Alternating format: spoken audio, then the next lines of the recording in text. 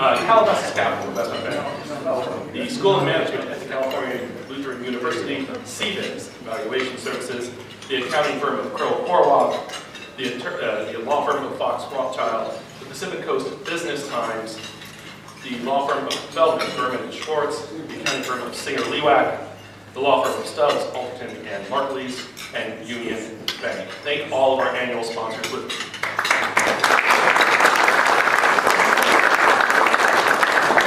And our program, which is going to be a great one, could not be brought to you today if we didn't have event sponsors. So please help me in welcoming our event sponsors today. Moss Adams, Ferguson, Casemore, and Patterson, the Ventura County Growers Association, and of course the Wells Fargo Food and Ag Group. Thank you so much to Wells Fargo Association. And at this time, I'd like to bring to the podium our moderator for today. He leads the Food Processing and Agricultural Group for the Central Valley Office of Moss Adams. Please help me welcome Dan Nutt.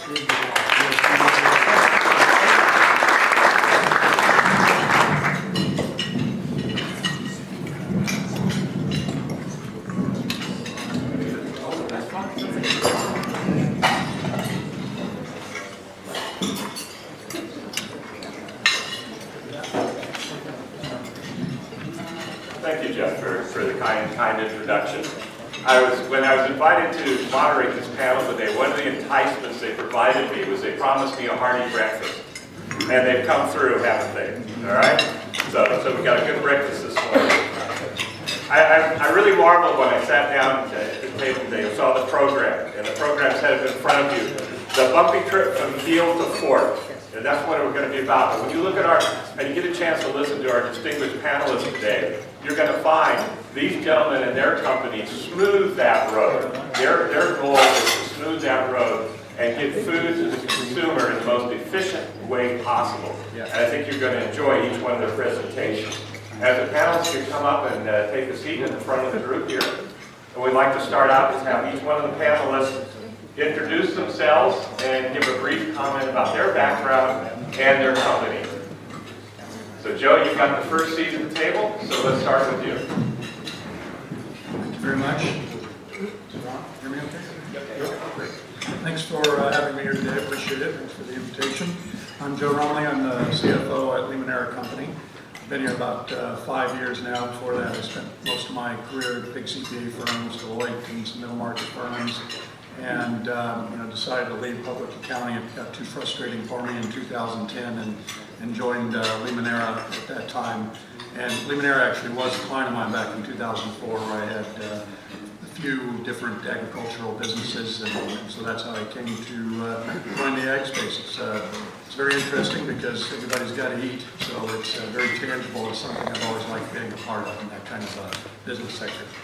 So what kind of food does Limonera have us eat? Well, we are primarily citrus. We're one of the largest growers of lemons in the country, and avocados. We are the largest grower of avocados in the country. We have a number of other types of specialty crops and pistachios and some other things as well. Thank you. Michael? Good morning. Michael Lippold. I run a food and technology company called Fresh Realm that's located in beautiful downtown Ventura. Fresh Realm is focused on bringing more fresh food to people, to the masses in the country. And we're doing this by building a platform that allows fresh food to be distributed faster and more efficient. For the last 7-8 years, I worked at Calavo Growers, handling grocery communications. Calavo, as you probably know, is publicly traded on the NASDAQ. And in addition to that, handled acquisitions at Calavo. 3.5 years ago, Calavo acquired a business called Renaissance Food Group, which is a national fresh food platform that's focused on producing food that is 9 days or less in shelf life. That business, Renaissance Food Group, is the platform for Fresh Realm that we're building it on. Before joining Calavo, I grew up in Minneapolis, Minnesota, outside of ag, completely outside of ag, and completely outside of beautiful Ventura. And spent my career in Wall Street related jobs, including a couple years in the kind of quant hedge fund industry. Happy to be here. Rick. Well, good morning, Rick Alvarez. Overhill Farms is a custom manufacturer of frozen foods, and we service the food service market, the airlines. We do quite a bit of private label for a lot of the larger retailers around the country, and we also co-manufacture some of the major food, frozen food brands that you see on the retail shelf today. We touch every food group except for confectionery, so that makes it a fairly unique company that we actually process every food group except candies, basically. We have two fairly large facilities out of Vernon.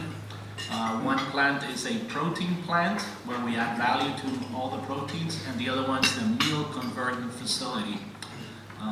Myself, I got a PhD in food science and human nutrition out of University of Florida. I have an MBA out of University of Florida. Born in Santiago, Chile. Have been in the food industry my entire career, 10 years of Pepsi, 5 years at Chiquita, and from about 1996 on forward as CEO of a variety of food companies, some family owned, some private equity owned, and this is my third private equity deal that I'm working on right now. So. I think we'd like to talk about business trends, and I found very interesting, a couple of years back, Grant Lundberg, who's the president of Lundberg Family Farm, which is a 14,000-acre vertically integrated grower in Northern California, third generation family farm. And he commented at this presentation that today we're in a golden age of agriculture. And I thought, well, yeah, I think we're going pretty good in agriculture. But his most poignant comment was, the last golden age was 1910 to 1919. So we've come 100 years to get back to another golden age. And I think you'll find when these gentlemen talk about business trends, they're participating in part of creating a trend, a new golden age in agriculture. So if we start out, let's talk about the trends, each of your perspectives on the trends you're seeing in your business and the dynamics that are driving them. Let's start with Joe.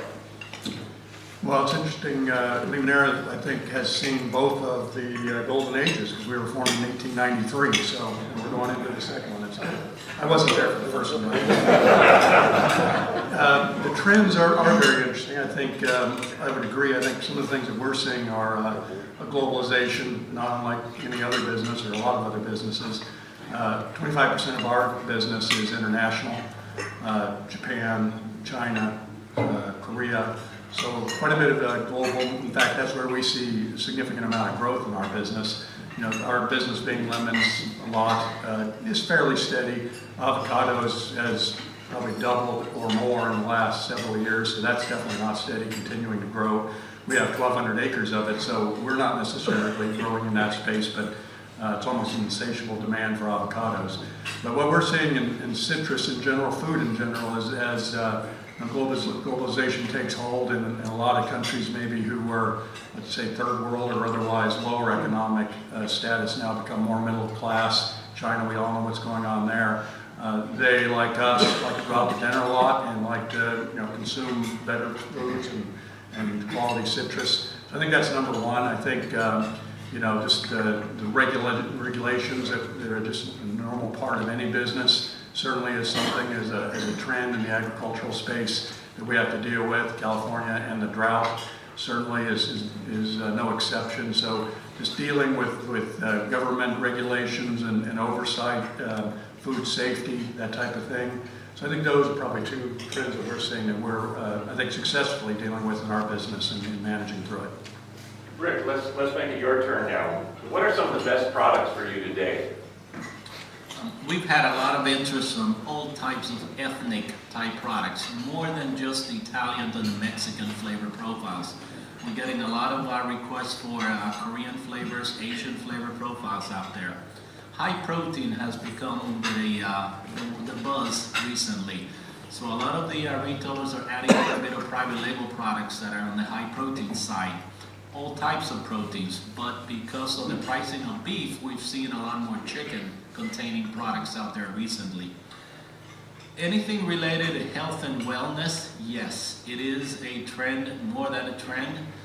It is important to the shopper and to the consumers. Anything that's clean label or absence of any bad nutrients or ingredients is of importance. We're getting more requests for that. However, still the volume of some of those items are not as large as the mainstream items out there. Organic and gluten-free fall in the same category. There's a lot of requests for them. A lot of retailers and food service operators want them, but the volumes of the orders are not as large as the traditional items. On the protein side, yes, grilled items are hot right now, but we still sell a lot of fried items.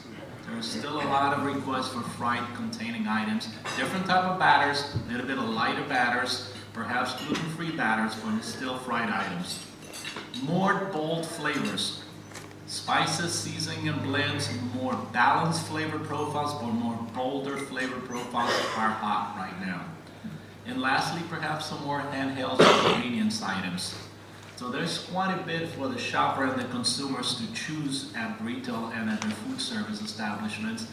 And we're lucky enough that we can probably provide them most everything that they need. Thank you. Michael, your business is very driven by innovation. What do you see the driving forces for your company being?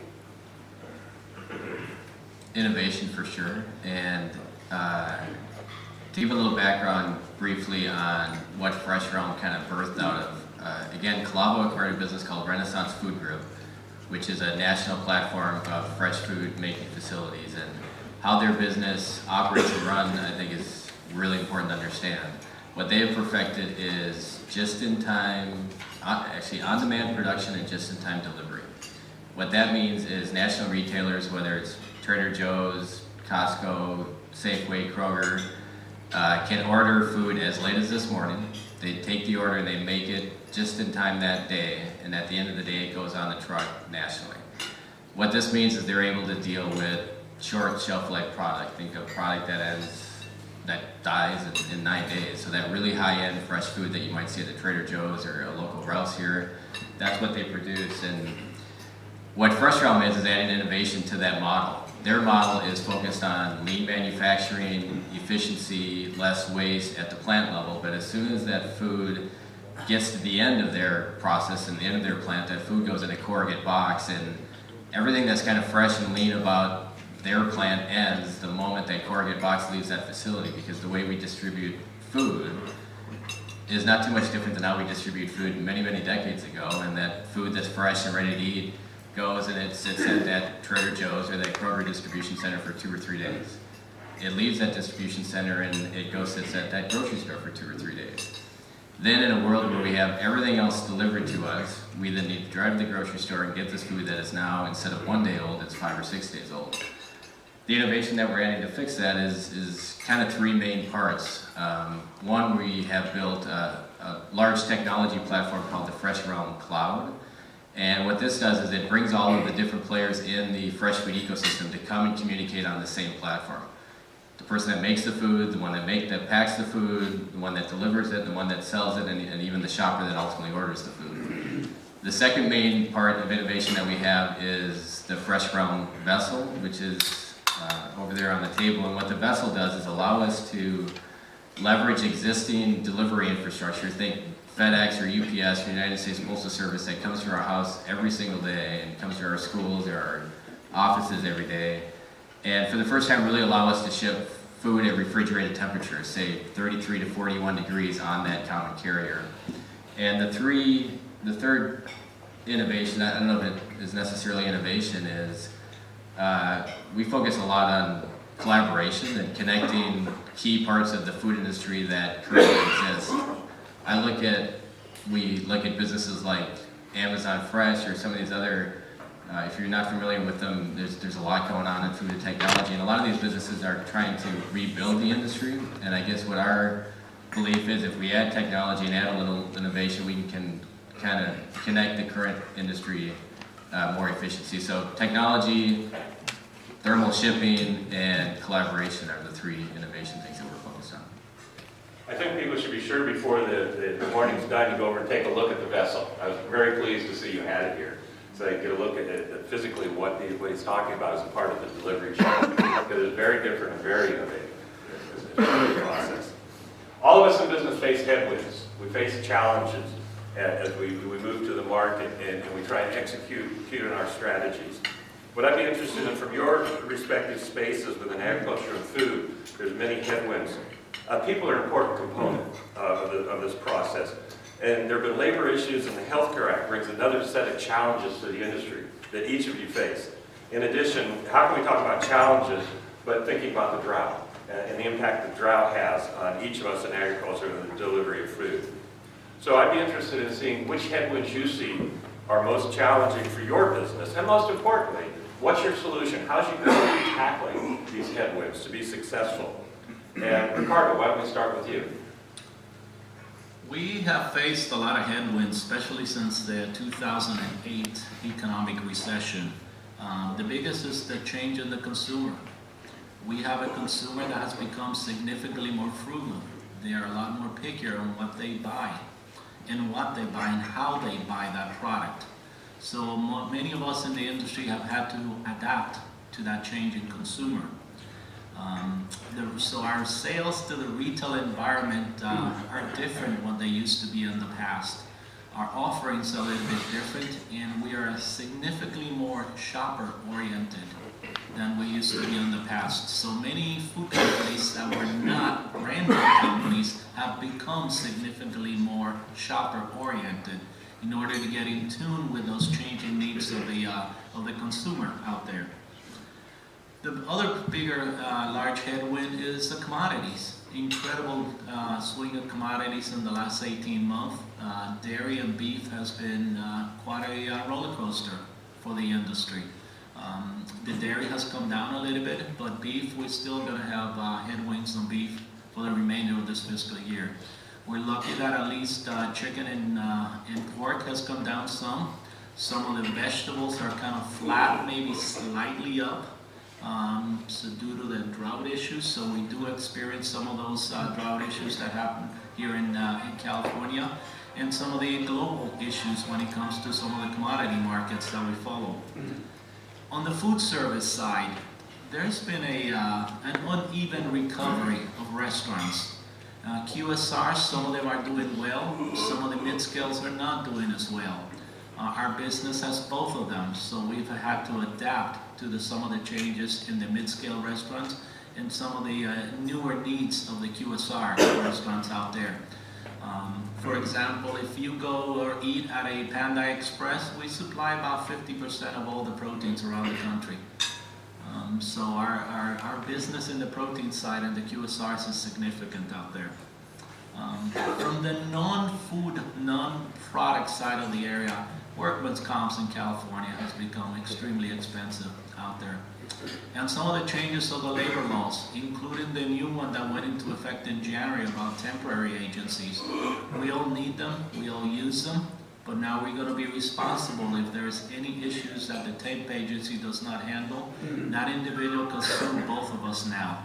So regulations in the state of California are becoming a bit more difficult going forward.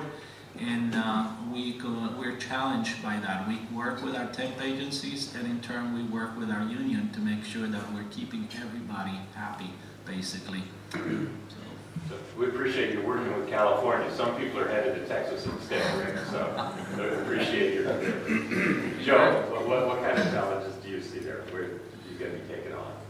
I think that probably labor and water would be, from an agricultural perspective in particular, and then just in general, I'm not sure I mentioned, but just so you know, we're a public company with some pretty significant growth plans, so whether that's a headwind or just kind of a normal business challenge, but it is, you know, something we deal with to manage the public markets on a regular basis. So from a labor perspective, Limoneira has always been a very employee-friendly business.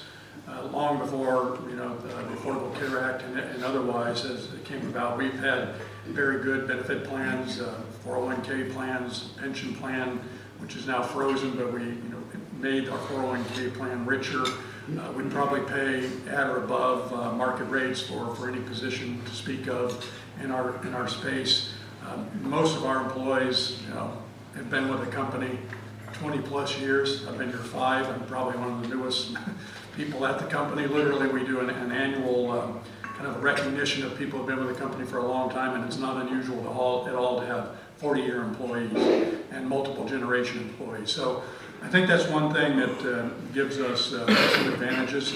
Most of our harvest labor, if you will, is subcontracted out. So labor I'm referring to is our packing house or general office labor and et cetera, sales labor.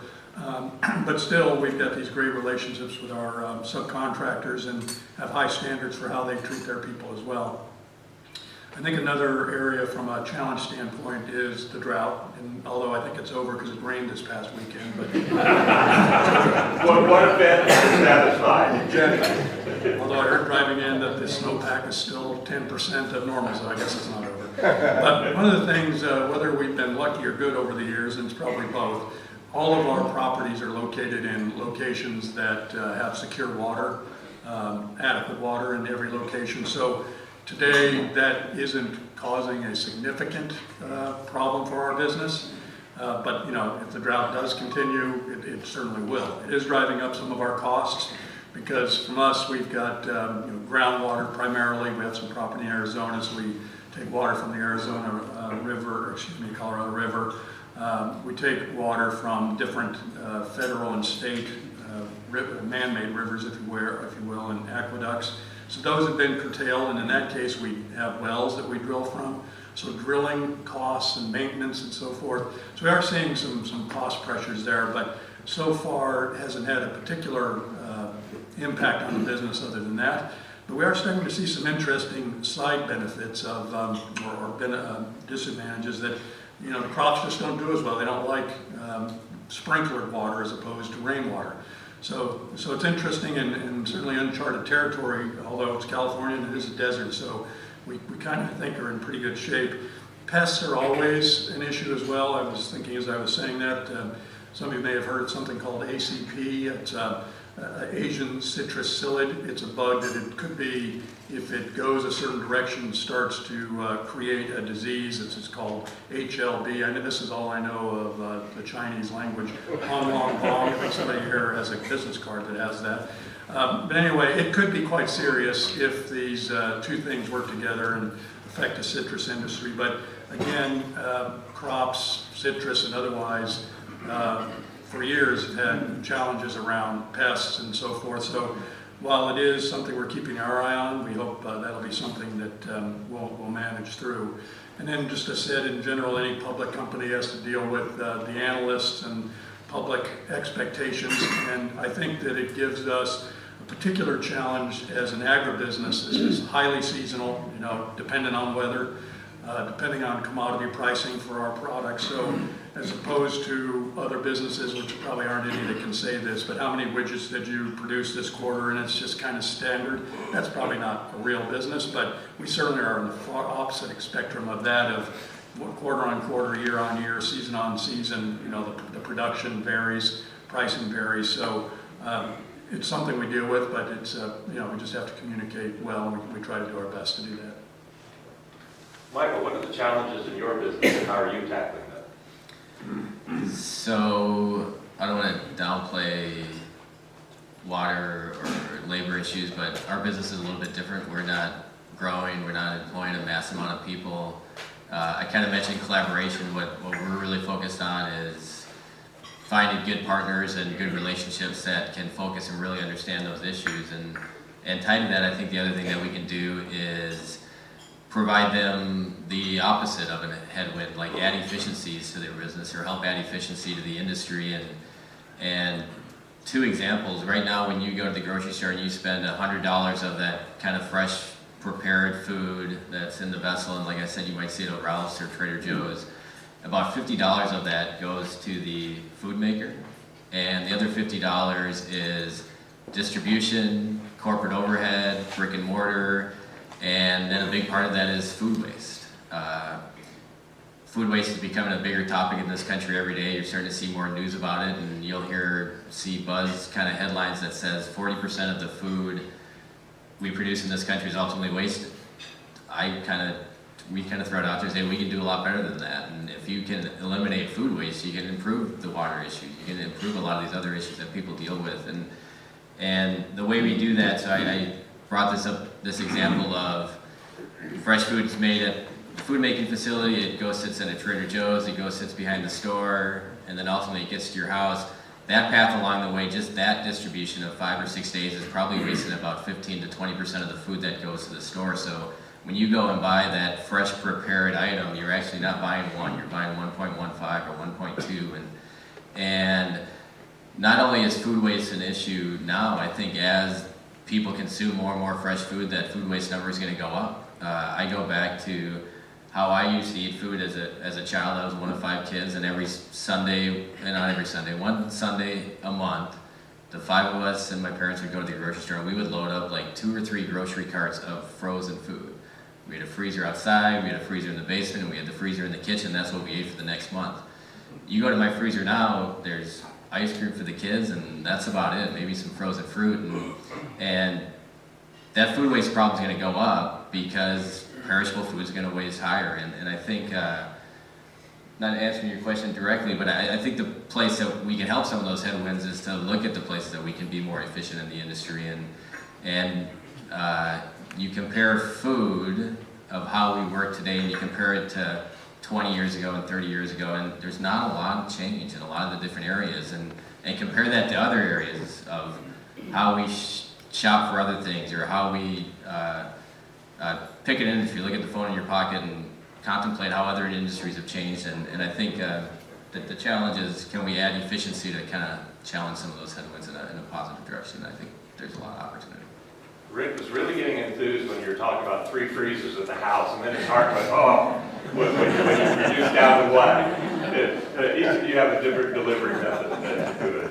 Each of you are effectively raising capital in various markets as your business model. So growth is very important to you. And that's what the capital markets look at, I think, so much. So how do you see your growth prospects in the future? And what kind of changes are you making to help assure you can achieve the growth that the marketplace wants for your company? Why don't we start off with Michael? Right back to you, Michael. No time for notes. Is somebody else ready? We don't have to do this order. If someone else wants to hop in. I can go. So the question is business prospects? Growth. What are you going to do for growth, and what kind of steps are you going to take to maximize your growth opportunity? Right. So the one perspective that I think I can share with this group that I think our office and our organization is focused on more than others is there is a massive wave of money coming into food and technology businesses right now. It kind of feels like kind of internet craze, like 97, 98, where money is just flowing at these businesses and real big valuations. Some examples are Blue Apron is a business that's like an ingredient delivery business. They were doing about $50 or $60 million in revenue, and they raised money at a $500 or $550 million revenue, at a $500 million valuation.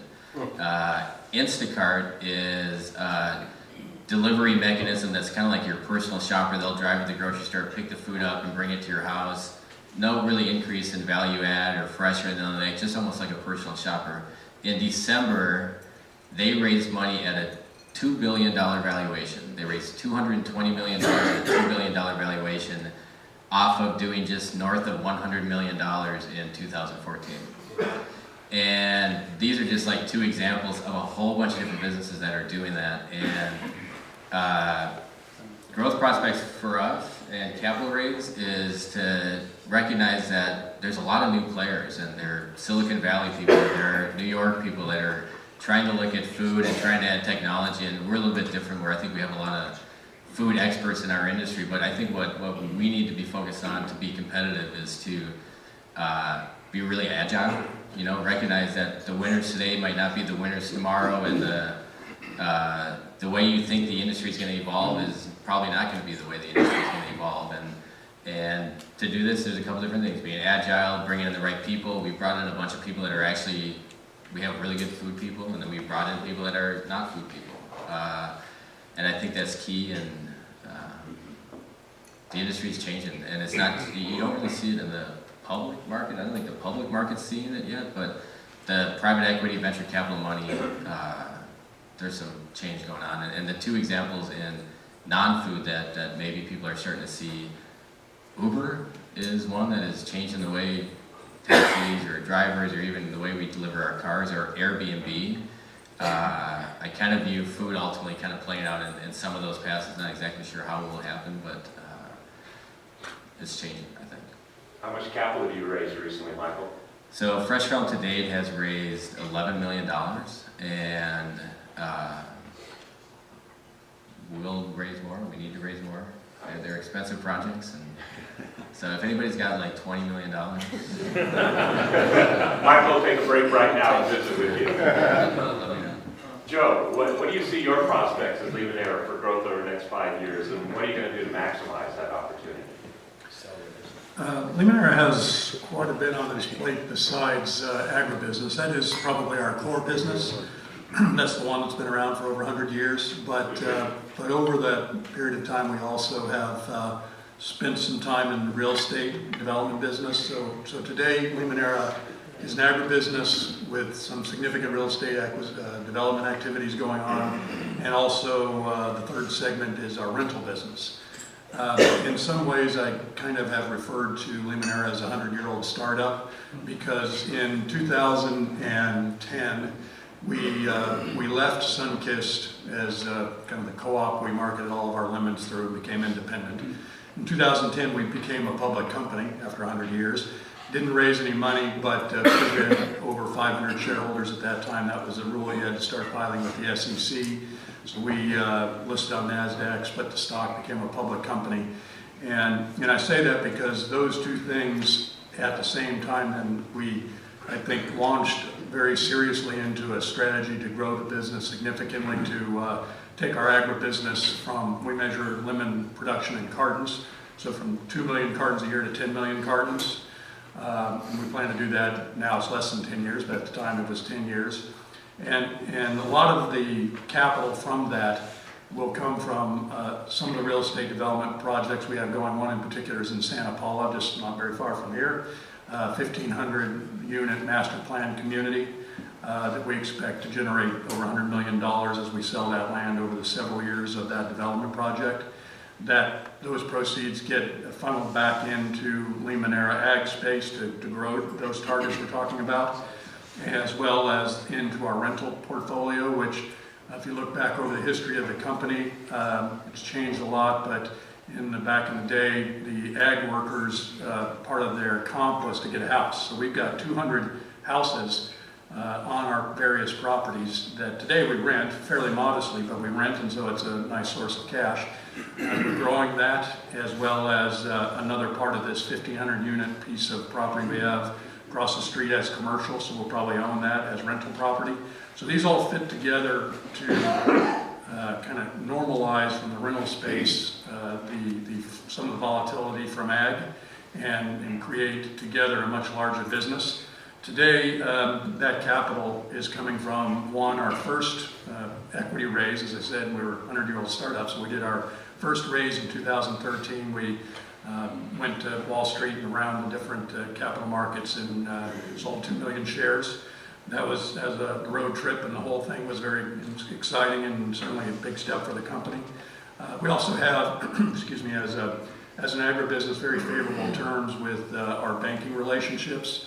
So we have a $100 million line with Rabobank, which we're using quite a bit of on some of our growth strategies to expand the capacity of our packing house, add additional farm worker housing units. That's the rental properties I'm talking about.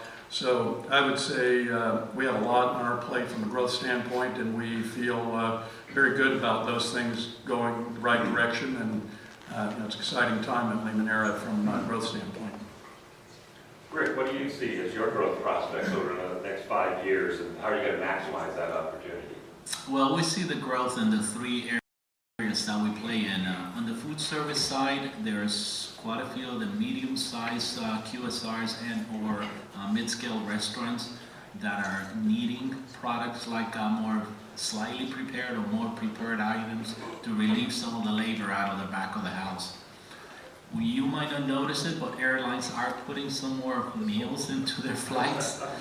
We are selling more to the airline business. The international routes are quite good for us, but some of the domestic routes are growing, even in the coach side of the business. Private label at retail, no new news. Private label continues to grow in the United States. It is not even close to the rates that it's in other parts of the world. So we see that side growing quite a bit. And for us, we do not pack the value side of private label. We pack either the national brand equivalent or more the premium or specialty brands, because our products are more custom, more high-end than the value side of the business. And our third vehicle of growth is the co-manufacturing side, where many food companies, it takes quite a bit of assets to manufacture, to buy the equipment, the new lines, and they might not want to incur that expense of buy that packaging, that piece of equipment to do that particular packaging. That's where we fit. We can make some of that products for them. We are highly culinary. We have 6 executive chefs on staff. We have 4 food scientists and 2 regulatory compliance. So we can offer the customer, bring us your recipe, we can work it together, or we'll develop it for you. So we're pretty flexible on how we can do that. We will be growing more in especially the bottom line through some automation. We're a bit manual. We pack our meals, we fill our meals by hand quite a bit. So we'll be introducing some more automation as the years go by. And lastly, third is people. We cannot grow if we don't have the right staff, the right management team in place. We're a reasonable sized business, growing double digits. We must have the right management team in place to secure growth. We're owned by the ACO Foods, that's the branded side of the business, that is in turn owned by Centra Capital, a private equity group. So we do have capital available for growth if needed. We could bolt on some other co-manufacturing businesses to the Overhill side. That's all dependent on what Centra would want to do down the road. What's your geographic coverage, Rick? We're basically North America, Mexico, and the Caribbean. So you got a very good footprint there. All right. Well, thank you very much for your insights there. We've got time now to open it up to the audience for questions. Hopefully the gentleman stimulated some of your thoughts. Anyone with questions? Yes, sir. Yes, genetically modified parameters are being more of a question. How do you handle that? Genetically modified products, how do you handle that as a group is the question. I'll go first, I guess. None of our products have GMO. I think it's, I'm not very knowledgeable in that, other than to know it's not something that really lends itself to the citrus space or the avocado space or the products that we're in. So it's you know, I understand it is an issue of concern in certain areas, but not really relevant to the type of products that we're in. From our side, absence of certain things like GMO ingredients is important to a certain market. We handle both. We have ingredients that contain GMOs, others that do not. They're properly segregated in our facilities, and we properly label that. We don't get as much requests for GMO-free type meals or ingredients that maybe you would think. But we are ready to handle it if a consumer or a potential customer wants us to pack something for them that is GMO-free. And there was a professor from UC Davis spoke in Ag Congress not that long ago that was geneticist, and her comment was, moving back to the time of Christ, we've had genetically modified food. And almost everything we eat is genetically modified. It's just now we more scientifically can identify the modification, where it was just random almost over the history. I completely agree. It's a problem from their standpoint. Yes, sir. Second thing was We've got a small store in Los Angeles that sells gluten-free bakery products and actually avocado-based shakes that taste like ice cream. And what I'm trying to figure out is, do you have any perspective as to where gluten-free products are on the acceptance curve? Has that train now left the station? Is that train still arriving at the station? You know what? Do you have any feeling for that? Why don't I start on that one? We have, a good number of items that we pack that are gluten-free items. The availability of the wide range of ingredients is not as available as we would like at the cost that we would like also. Many of the gluten-free ingredients do not behave the same way that the non-gluten-free ingredients behave. They don't have the same functionality, perhaps. So they don't behave the same when we manufacture or process them, so we got to be more careful. The formulation of meals with gluten-free items is a little bit different, especially for frozen items, than it would be for non-gluten-free items. It's being requested more. Many of the non-celiac disease consumers are consuming gluten-free products because they perceive it as being more nutritious. It might not be it might be equally nutritious. There's a perception there. But we are getting more requests for it. You're seeing it more on the shelf at retail, and you will see more of that. You probably will see more that are not labeled, specifically labeled as gluten-free items, because they're either naturally gluten-free or they're just not showing it on the label, because they might have a much bigger umbrella for nutritious components than just being nutritionally free, gluten-free. Rick's answer is going to be much better than mine. But the one thing I would add, last year at the National Products Expo, which is actually this week in Anaheim, starting today, the number of products that had gluten-free, I forget the exact number, but it was like thousands. And I think compared to the handful of years before that, it was obviously up a lot. So it's super relevant and very timely. Your products are gluten-free. Yeah, ours are gluten-free, but I think it takes us back to, I like these answers,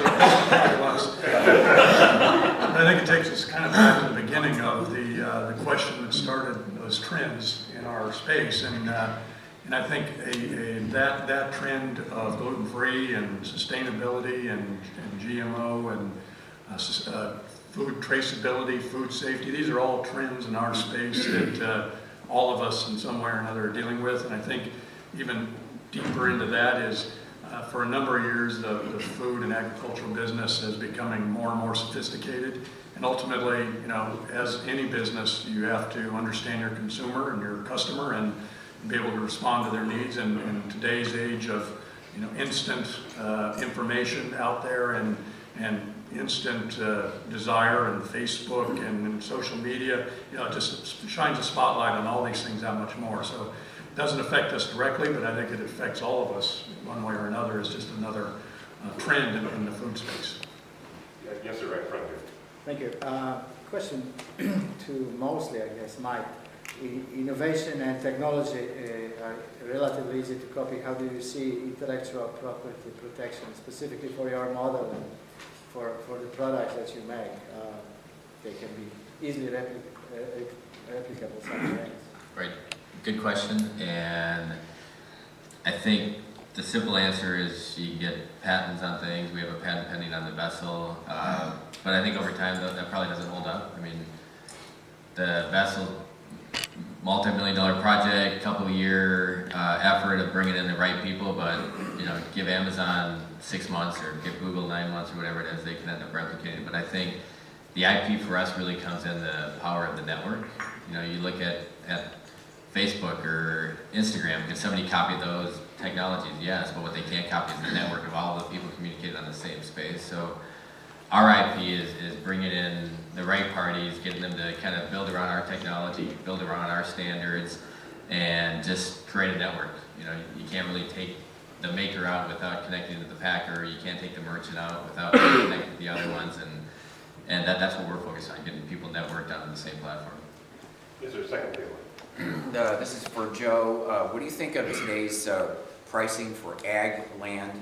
And from your packing business, are you going to be acquiring lemons and avocados from third-party growers? And how do you plan to grow that part of the business? First, the growth part of our story, as I mentioned earlier, the ag growth will be from acquiring acreage. We have about 10,000 acres now, leased, owned, and otherwise. And so the plan will be to acquire additional acreage both domestically and internationally. San Joaquin Valley is an area that we certainly are very interested in acquiring. We've bought businesses and property in the last few years, probably 3,000 acres or so. The ag property is going up. I think as the ag sector has been getting more attention from private equity and other capital sources. I think they're figuring out that you can make a pretty decent return. You have to live with the volatility and the commodity prices I mentioned and weather risk, et cetera. So we've seen ag properties increase. For example, in San Joaquin Valley, you can buy productive lemon ground. We would have said a few years ago, $15,000 to $20,000 an acre. It's probably going more like $20,000 to $25,000 an acre. And one of the first questions you're going to want to know about that property is what's the security of the water. So it's a very sophisticated, the white water, the right location from a weather standpoint, the dirt obviously, but we're seeing a trend that the ag space in general, and even in the Midwest, I've known from talking to other people, we're comparatively cheap, $1,000 an acre. Now it's $7,000, $8,000, $9,000, $10,000 an acre. So I think it's common across the ag space. We today do acquire, we call it procure lemons from, lemons in particular, from other growers. We call them third-party growers, and it's probably close to half of our business right now. And part of the reason for that is we're growing the business. We've got customers that want to have a year-round supply of lemons, and that's certainly what we want to give them. But we only have the property that we have, so we go back to acquiring more property. In the meantime, we procure lemons from other growers. We don't make as much money on it, but we are then able to satisfy our customers' demands for the product. And from a packing capacity today, we've got one packing house. It was built in the 40s, I believe. We process our lemons through there. We sell and we send all of our other crops to other packing houses, Scalavo, for example, for all of our avocados and various other packing houses for the rest of our crops. We're in the midst of building a new packing facility. I mentioned earlier, I think it's going to be a $20 million facility right where our existing packing house is, right behind it. It's a big project for us. It's expected to add a lot of efficiency and as well as bottom line efficiency and cost reduction and capacity, double our lemon processing capacity. We also think that as the company grows, it's not uncommon as we acquire agricultural property, wherever it may be, there's a reasonable chance that we'll want to acquire other packing processing. We probably have oranges follow the same track that our lemons have. It's just a matter of scale before it makes sense that you need your own packing facility to manage that process better. So we'll acquire more property. We'll continue to use our third-party growers and want to attract more. And we are building a new packing facility and will likely acquire others in time. Other questions? One more. I know that Joe has tree crops, basically, but for, say, Michael and Ricardo, how do you see hydroponics being brought in compared to traditional farming, and how does it impact what you do? I'll start with that. There's some excellent tomatoes grown on hydroponics in many regions of the United States. Pricing that is quite reasonable. There's some very large packers, especially in the Minnesota area, that do that. From a space standpoint, makes some sense. There's a movement towards urban agriculture where you can have warehouses where you're growing some of the crops under hydroponics, but it looks like a traditional warehouse. It might include some aquaculture also for fish farming, and they're in the larger metro areas. I think we'll see some more of that. This whole movement towards local sourcing or local buying by some of the retailers might stimulate some of this urban agriculture to happen. Is it going to be to the scale that regular agriculture? No, it's not going to be. It's going to be probably more for the fresh market. For us in the food manufacturing, we will continue to use the traditional sources of agricultural products that we purchase from. From my seat, I probably have less of an opinion on how that necessarily plays out. I think it's an example of technology and innovation that is happening in food, but the one place that I do think we would help there is the local movement that if you have a grower that's growing like that, that wants to ship locally, we can do that without having to go on a big semi truck. So maybe that smaller grower, we can enable them to deliver food. Other questions from the group? Yes, sir. Joe, this question is more towards you. From your domestic production for citrus and avocado, how is the company adapting to the drought matter that's going on within our state, and what are the company's views or your views for the foreseeable future? Well, our properties, I mentioned, are luckily and/or skill-wise have been acquired in locations where we've got pretty secure water resources right now. For example, in Santa Paula, where we have 4,000 acres, probably the main part of our business, we have to get our water from the Santa Paula River Basin. Years ago, it was adjudicated through a legal process to give actual rights to the people who are part of that adjudication process. So we have rights to an underground river, the Santa Paula River Basin. We, in our San Joaquin Valley location, combination of well water and either federal or state aqueducts. That's been a little bit more tenuous because those federal and state aqueducts have been drying up and or being curtailed. So we're more relying on our well water. So the wells are holding up, but certainly the longer the drought continues, it's not good for anybody in the agricultural space. Water levels drop. We know that the state of California is looking at various regulations to start to monitor the use of well water and so forth, the groundwater in general. Basically, historically, the idea was if you have the land, you have the water, and that's it, and you pump whatever you want. So in these times, that isn't probably the wisest move according to some, so we're starting to see a lot of activity around trying to measure, monitor, and so I think it's the unknown in addition to how long the drought will last, and this is a desert, it can last a long time. It's happened before in history, so our property should be okay specifically, but just in general, regulatory responses, costs definitely will probably start to go up.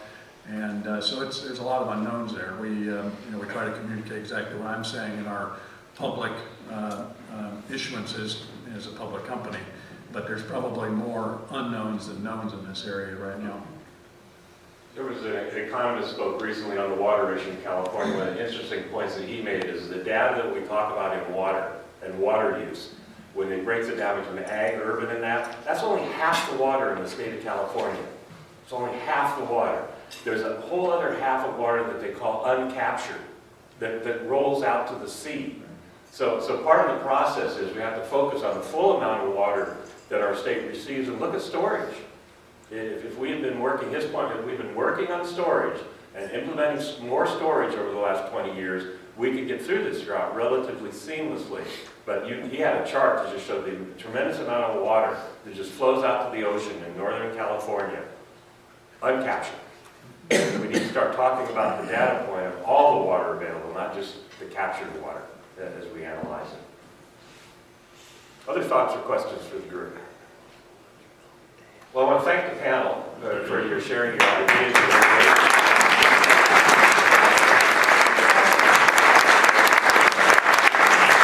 We also have, if you notice, we have camera. We've been being filmed, so we're not only are we going to probably be on YouTube soon now in our discussion today, but this evening at 8 p.m., Bob Allen says you'll be on KADY TV. Is it .com or .net? Either one. Either one. KADYTV.net or .com, and you can listen to the comments again over. And I also highly recommend you visit each one of these businesses' websites. There's a wealth of information, especially Fresh Realm. That website is really fascinating to review and capture and understand the innovation that Fresh Realm is launching into. Thank you very much. Thank you all for joining us. We'll be back at the Westlake Village Inn April 1st.